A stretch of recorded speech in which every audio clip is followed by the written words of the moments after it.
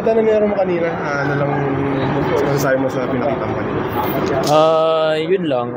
Naging ready lang ako kasi kulang kami. Wala si Kuya CB sa amin. So, kailangan ko mag-step up as a point guard. Kaya yun, sa ensayo, ginawa ko naman yung role ko. Kaya pagdating sa game, lumabas. Tinalo niyo si God Delta. Yun kanina nagkangitigan nga lang kami, niyakap ko siya.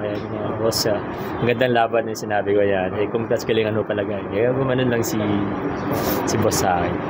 Kurt, paano mo tinanggap yung medyo mas malaking role ngayon dahil nga wala si Bautero?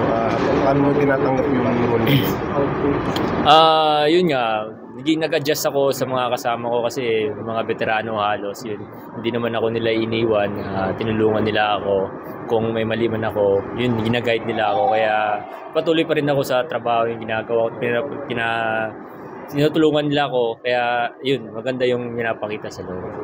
Nung kausap namin si Coach si Nu, sabi nila ano ka daw, impressive ka nung off-season, yes, tapos nakikinig ka daw, nagtatanong ka daw kay Nuno.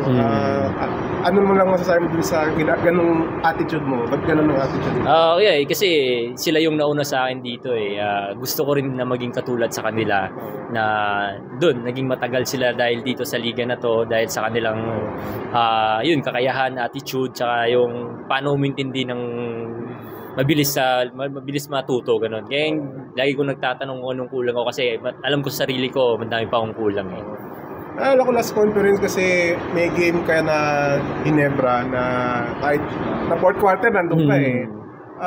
Ano lang pakiramdam nung time na yun na... biglang nagulat na ako kasi yun nga, binunot ako agad ni Coach, yun.